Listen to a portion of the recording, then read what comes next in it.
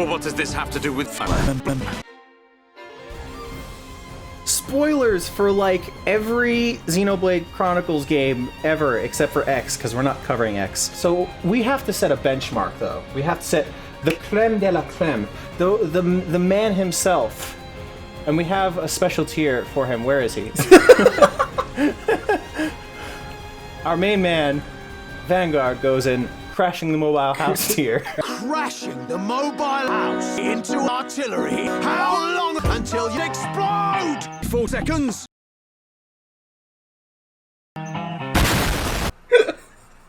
What a god. I guess we should probably start with Shulk. The main character. Where does Shulk go? The main character of Xenoblade Chronicles. You see, like, I like Shulk. I feel like he's probably one of the most developed characters in one, if not the most developed. So I honestly think he should go in SS. I'm gonna put him in S, and I'll tell you, I will tell you why. Well, everything mostly about him is very good. I will say, the one annoying thing about him is that he keeps having visions and not telling his friends about them. You got a point. They do this thing several times, and he's still just like, so, oh, maybe I should just keep this to myself. Right, you do have a point. He does this up until Makana's core. As a matter of fact, I'm pretty sure Ryan like scolded him about it at one point, and he still did it. Next time you have a vision, you tell us. We bear the burden together as a team.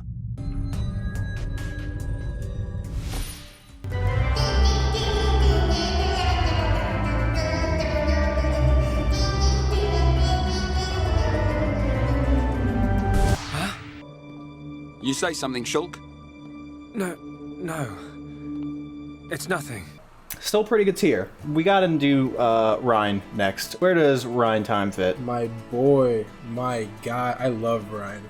Honestly, Ryan might be also S tier. I don't know. I honestly think Ryan should be up there with Shulk. I feel like every game needs like the best bro character, you know?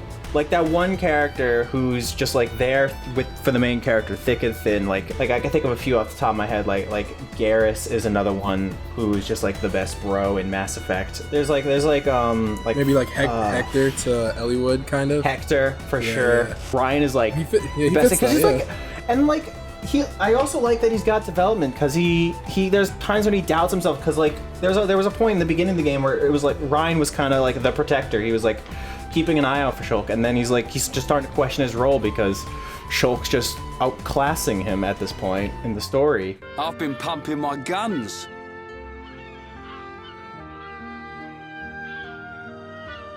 Bruh. Nez, we gotta start it. Oh no. The waifu war.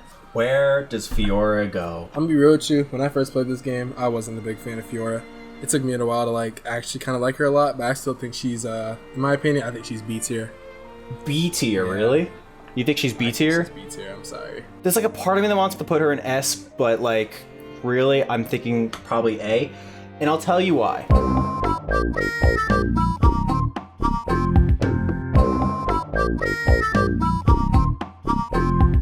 So, I mean, I like Fiora because when she's changed into Mecha Fiora, she doesn't just like, it's not just like, oh, I'm the same, but like, I have a robot body now. She's not super okay with it. She's really depressed.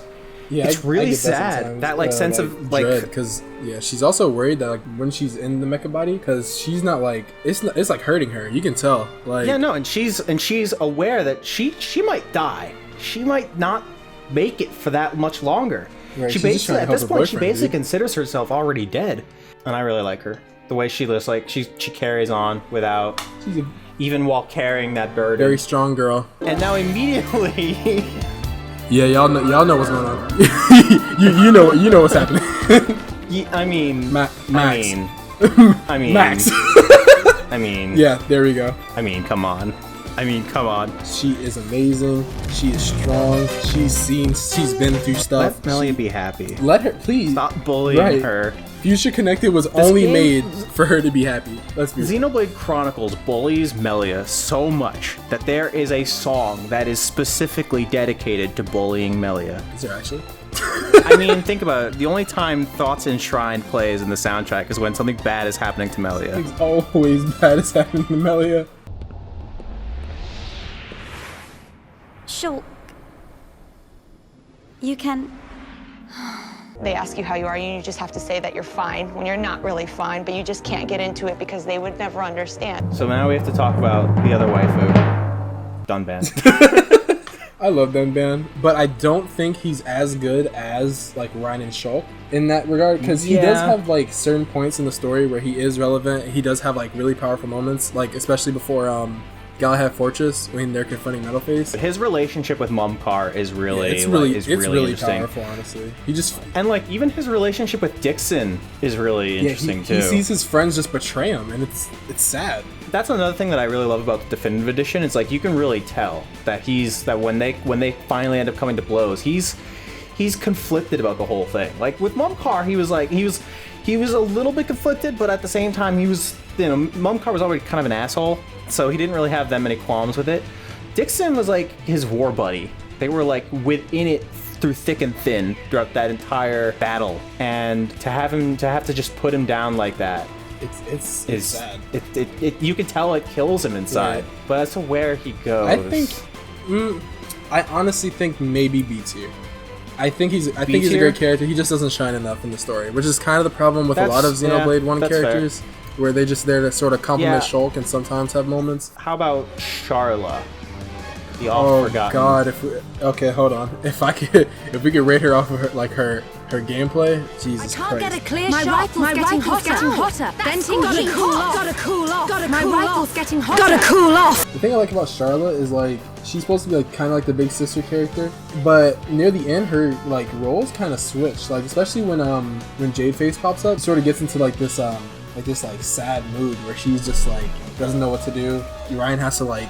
He's basically telling her like you gotta get a hold of yourself, because she was like freaking out, and it's kind of cool to see that sort of side of her after seeing her, be all headstrong or whatnot, trying to save Juju. Yeah, Ryan kind of acts as her like calming force, ironically enough. Yeah, but I still think she's B tier. And Ricky, the hero pawn. I love this one's hard. This one's actually kind of hard. I'm not gonna lie. Because it's conflicting that Ricky's not that much in the story, but when he is, he sort of shines. Like on the one hand, he's like easily second best not pawn in the series. Huh?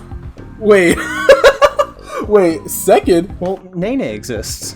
Okay, well, we'll get there. Like on the other hand, most of the other not pawn under him aren't very good. I guess that's fair. I personally think he should be an A tier just because he's Ricky. He's trying his best. He's always consistent. He's also just he's just a good dad. I love the moment he shares with Dunban on the beach. Yeah, that's actually his best moment. Because like at this point, like Ricky was mainly just like he was just there. He's just like a comic relief role for the most part. But then they just have this moment on the beach and like he just gives Dunban a pep talk about caring for his family. Another moment that sort of got me after playing B that I didn't really realize this. After Callian dies, like after they defeat Lorithia and whatnot. Yes! Where Melly's brother? Oh, Ricky not see him, but Ricky hear him. Ricky. It was such a good moment. I was actually really impressed. Listen, I was like, wow, Ricky is just there to comfort Melia after depression. TLDR, Ricky's a good boy. So let's talk about Alvis. I like Alvis. He gets his job done as that one character that's just like really mysterious. Yeah, I mean, I just wish he did a little bit more. Yeah. He serves his role, but if there was one thing I was hoping from Definitive Edition is that they would expand his role a little bit, and they kind of didn't. But I guess that's kind of to be expected. Like that's kind of asking for too much. I'd say low B tier. It's kind of between that two because he doesn't do much, but when he's there, he does shine as that character that's just so mysterious. I don't know. There isn't much. He's Alvis. Yeah, that's just about right. Dixon. Dix. Honestly, I'm gonna be real with you. Either high A or low S. I love Dixon. Dixon, I think. You know what? I'm gonna put Dixon in S. I think he deserves S. He might be my favorite villain in the game because he just shines. I don't know if he's the most compelling villain because the one thing about him is that you could kind of see it from a mile away if you're paying attention. Kinda, yeah, he did. They did foreshadow it a lot. But like, if you're not paying attention, if it's like your first time playing, and you're not like expecting like that kind of twist, then it could kind of come out of nowhere. Yeah, but when he does, like when he is revealed, he just plays it so well. It seems natural, which is weird because you think of him as a good guy, but when he does the heel turn, he's not technically acting all that different. He's just playing for the opposite side now. This might be a little off topic, but the scene where you like defeat him, he's just sitting there, you know, like smoking a cigar or whatnot, and then Shulk like starts crying. Oh my god. Because you could kind of get the glimpse that he still does give a shit about Shulk. Mumcar. I didn't care about Mumcar. I mean, I'll be honest, I like Mumcar a lot. Because here's the thing, I'll tell you why. Particularly in JRPGs, but like Xenoblade in particular, there's a lot of villains or antagonists. They're clearly villains, but they've got a little bit of moral gray. They're a little deeper than their outward villainous characteristics. Mumcar's just an asshole. yeah, And I feel like we kind of need that. yeah. Just someone who could just like, I want to punch you in the face. Just about. I didn't really like him, but I guess that was the point. He never really. I'll throw him in B tier. Yeah. And I guess, spoiler alert, Metalface is the same character. We're sorry you couldn't figure it out from the voices. You didn't figure it out from Smash Bros. Right. How do you feel about Gatto? He was just there to support Sharla. Yeah, I didn't hate him, but he's just okay, kind of so there. Maybe C, because he's just there. C tier is probably all right for him. He's just kind of there. And if you couldn't guess, Jade faces Gatto. Lorithia. God. There's a part of me that really wants to put God. her in D tier. If you just put her in, you'll pay for your insolence tier, like. Yes. Again, she was just another character that's just evil. They never really had any impact, kind of in me. Yeah, she's just like out of the Trinity, she's just like the least interesting. During her fight, there's like she kisses Callian, which is just kind of all kinds of f***ed up. When you really think about it, she's like, oh god, I hate you more. Why are you here? 10 points in the Melia's trauma. There you go. Stop bullying Melia. Why do we gotta do this? What's his name? Saurian? I mess with Saurian. I think he was pretty cool. He was pretty headstrong the entire game. He knew what was gonna happen to him. He's just there to die. Yeah, I know. I give him high C though, like above Gatto. Okay, that's fair. I see. Gatto's ugly, bro. he's kind of gross looking. Eggyul. I love Eggyul. Eggul's pretty no one will great. Take that away from me. He's A or S. I'm just not sure which one. I'd personally put him in S because he has reasons to doing what he's doing. In a certain point of view, it doesn't even seem that bad, kind of. Minus the killing people. I do like everything that he does in the game. And I do like his determination and how far he's willing to go to do what he thinks is right. His conviction. That's all you need to be a villain, you know. Zord. I just like Zord's voice a lot. He does nothing. You can put him in D. He's- You can put him in D. I'll put him in D. I just like his voice though. Oh god, a Thoron. C? He's kind of just there. What are you doing? I don't know. This would have been S. Oh yeah, definitely. He's actually SS. He's better than Melia, He's dude. actually SS tier. Look at this guy. He's in D. Shut up. You do, yeah. Thoron could do whatever. Yumea. And literally who tier. Yeah, so we actually didn't know who this was for a little bit because she only has like 2 lines of dialogue. Honestly, she's just there to stall the plot a little bit. Yeah. Because, like, let's be honest, the whole Melia becoming, like, going through the tomb thing is just stalling. It really is, It's honestly. just stalling before Prison Island. Vinaya. I think Vinaya is okay. I don't know if she doesn't really shine that much. She's definitely not the best Machina. Yeah, she's definitely not the best Machina, but she's Put okay. her in C. Yeah, we'll put her in C. But Lenata, on I the other like hand, Lenata's Yeah. A tier in my opinion. I like her design most of all. She's a really cool design. Yeah. And I think of all the Machina, she does the most, outside of Eggyul, You obviously. can see she just like always building something, always Like she's actively she has a lot of side quests. She's actively helping the party. She helps Fiora get her body back. even after all that during like the epilogue, they show her still helping people. Where's the fat dad? I saw him earlier. Literally who? Because I can't even remember what his name is. Eggyul and Vinaya's dad. Mikol. Yeah, okay. Who cares? Literally who? There she is. How do we feel about Mayneth? She serves her purpose. I think she's cool. She's pretty neat. I just don't think she does enough. She also goes in C tier, I think. Yeah. She was more of just like exposition. Exposition with a little Fiora thrown in. There's a little bit of something with her and Zanza that you could kind of see in like the very end before she dies, but she's really just there for exposition. Zanza. Whew, I love Zanza. Zanza's really good. I like Zanza a lot. I don't know if he's S tier, but like I definitely think high A. I don't know about S S tier. I'll put him above Ricky. I don't think Hero Pond likes that, bro. Can we talk about that glow up that he got in Definitive Edition? Dude, he's hot. Like, I've been talking about this for a while. His luscious hair, Max. Like, oh my god. His eyes. You just stare into them. He could turn me into Telethia any day, my guy. The Napon Chief. Why is he here? We'll put him in SS. We'll put him in Crashing the Mobile House. He's just there. Does he deserve it? No. Okay, Future Connected. God, I can already see somebody that I might go off on. Galegar. Oh my god. I kind of want to put him in You'll Pay for Your Insolence.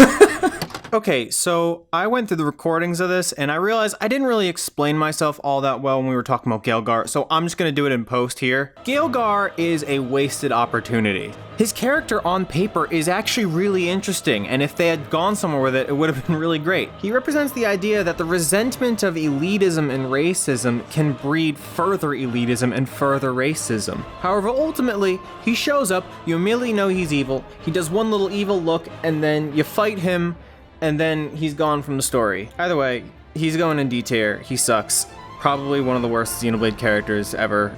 Next, not Radzum, Maxis. Literally, who is this? I mean, no, I don't know. Cause like Maxis is just like, he's just one of those people who's just like, oh, we don't like the Machina because Radzum said a mean about our homeland or whatever. I guess if you do the side quests, he does have development because they do eventually learn to like him. So maybe C, because most of the D characters don't have I don't think development. he's that bad. He's not that terrible. I just didn't really care for him. Oh my god, we forgot Callian. Oh yeah, we're in Callian. He's all the way to the right. Oh, we forgot Juju. Oh my god. We put Juju in Crashing the Mobile House, bruh.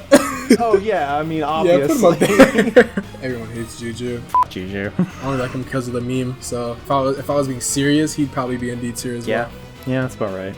I'd honestly want to put him in You'll Pay for Your Insolence tier, but actually, wait a minute. I take it back. What? I forgot about the Colony 6 restoration, bruh. Man, put that man down there. Man, get him out of here. You Will Pay for Your Insolence. Oh my god, I hate that guy.